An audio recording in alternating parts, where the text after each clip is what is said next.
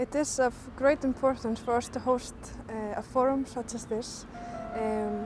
For one of the reasons, because we're the founding members, so it ties to history, but it's mostly because we really value peace and humanity, and we want to encourage everything that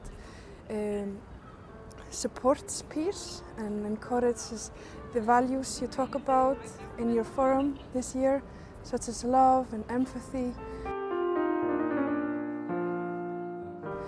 So our job is more of act of a service rather than making laws for the whole country.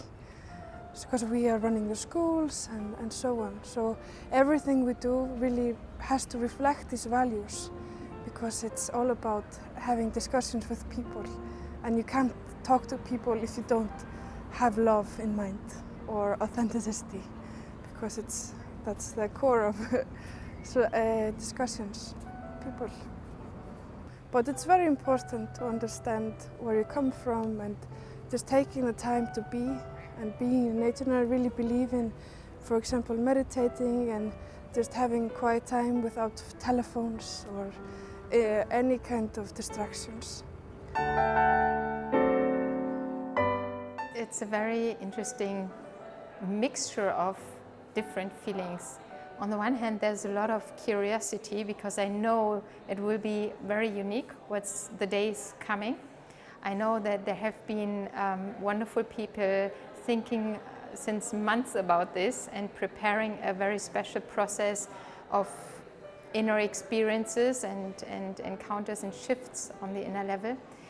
And on the other hand, I know that the participants are very diverse, but I think what they share, trying to put that into words, is a feeling of authentic human connection. Not, of course, most people don't know each other, but usually someone knows someone who has kind of a connection to the forum. And it's just interesting to discover your, in a way, family connections when you meet and share just now. The human connection and our consciousness of trust, of love, of, being together in these turbulent times will make the shift happen to a better future. And I think this joy, this trust, this love has an amazing capacity for creativity and for, shifting things together, I would say. My first feeling is magical. I have never been to a place where within the first 5 minutes you meet people from 10 or 15 different countries. So that's the magical aspect of it. The second thing that I saw was every individual I spoke to was very genuine.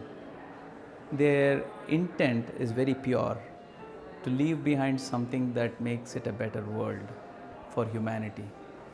And it resonates when they meet with you, when they greet you, when they interact with you, and what keeps them grounded. We are basically moving from thinking to feeling, and ultimately all the feeling, the resonance, the center of all our outcome is our heart. So what better place to be when everybody is connected with their hearts? That's what is super magical for me. I think my deepest intention is about liberation and freedom, and that occurs on two levels. One being how I live that and live into this question of what it means to be free in my own life.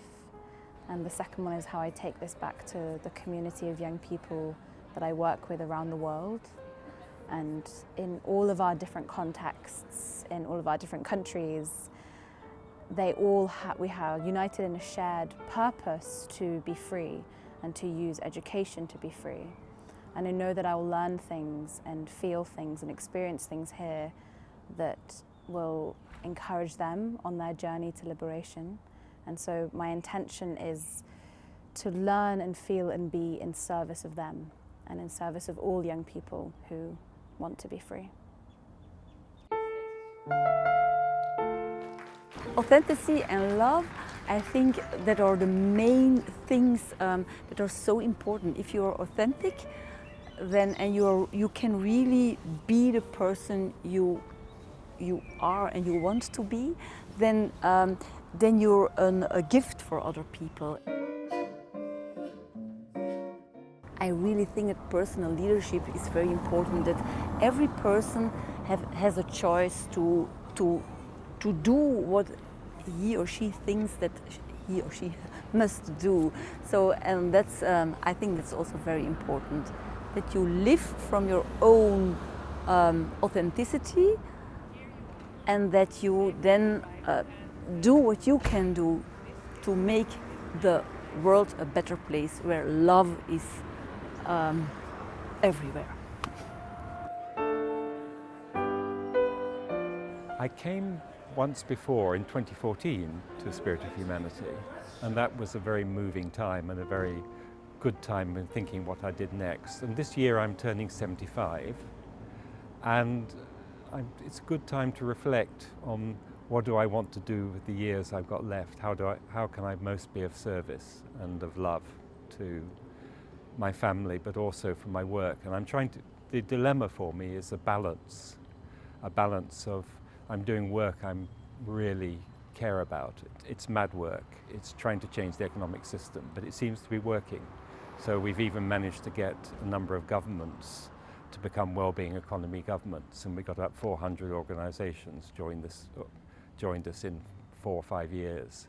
So it's wonderful work. I care about it greatly, but it takes me a lot of time, and it takes me away from my family, and I'm trying to balance, am I doing enough with my family versus my work? And also we live somewhere with 20 acres of land to look after. I'm still trying to do that. So I'm trying to think, how do I most be of service to others, to my family, to my work for the next years of my life? And this seemed like a good time to come and reflect on it and just let that problem be for a time. So that's why I'm here.